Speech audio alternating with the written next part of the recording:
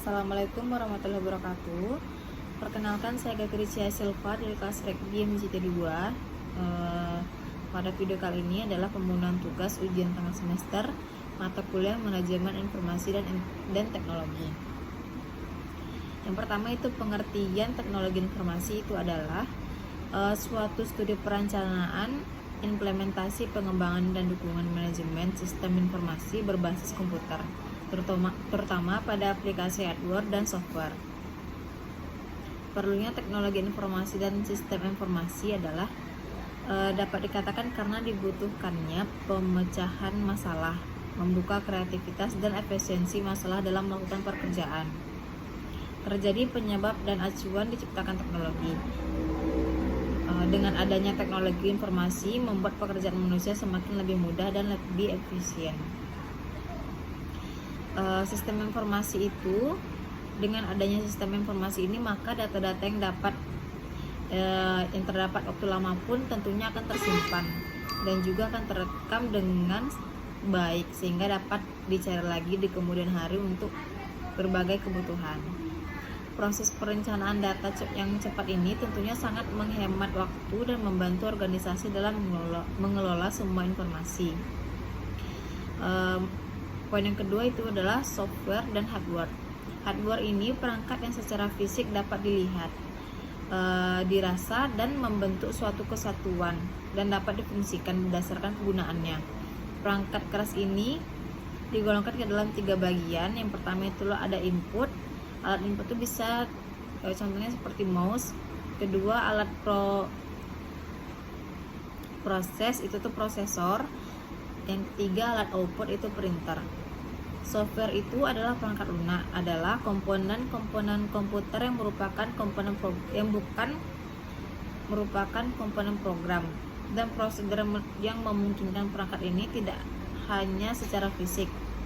Perangkat lunak yang berfungsi sebagai presentasi bagi komputer dan pengurusan komputer user sehingga komputer dapat digunakan. Jenis-jenis software itu tuh ada 4. Yang pertama perangkat lunak sistem operasi, yang kedua perangkat lunak sistem driver, yang ketiga perangkat lunak aplikasi, yang keempat adalah bahasa programmer. Selanjutnya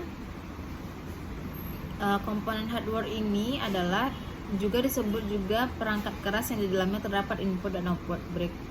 Contoh perangkat input itu tuh adalah keyboard komputer, mouse, monitor, dan scanner.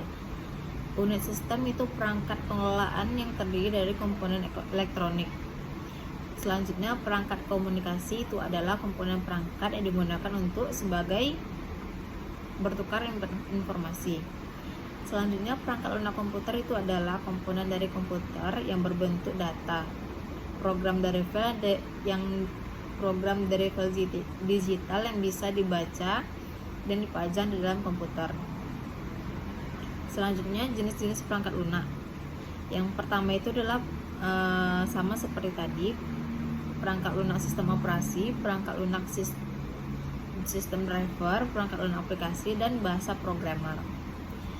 Materi selanjutnya adalah data. Data itu adalah bentuk informasi dengan bahasa tertentu yang telah diolah secara efisien, dapat berupa subjek tunggal maupun subjek berulang yang digunakan dalam suatu proses tertentu. Contohnya itu tuh lembar absensi mahasiswa. Selanjutnya informasi itu adalah hasil dari data yang telah diproses sedemikian rupa sehingga dapat memberikan pengetahuan kepada orang yang menerimanya. Data dan informasi adalah data untuk pembentukan pengetahuan dan dapat didefinisikan sebagai informasi yang valid dan tidak dapat ditindaklanjuti. Materi selanjutnya itu pengambilan keputusan di level manajemen. Yang pertama, pengambilan keputusan di level manajemen itu suatu hari dan proses kognitif yang membawa seorang yang terlibat ke dalam pemilihan sebuah rangkaian akses dari beberapa alternatif pemilihan masalah yang ada. Semua proses pengambilan keputusan tersebut menghasilkan suatu keputusan final. Selanjutnya, Tipe-tipe pengambilan keputusan yang pertama itulah terstruktur. Itu keputusan yang rutin membentuk sebuah program dan penyelesaian. Yang kedua, setengah struktur, bersifat rumit dan membutuhkan analisis serta pengamatan yang terperinci. Selanjutnya, tidak terstruktur, tidak dapat diprogram dan tidak selalu terjadi dalam manajemen tingkat atas. Jenis-jenis pengambilan keputusan di level manajemen itu ada 3. Yang pertama, manajemen puncak, manajemen menengah, dan manajemen operasional. Sistem penunjang keputusan itu tuh sistem yang dapat membantu pada saat pengambilan keputusan dalam bisnis atau organisasi. Selanjutnya,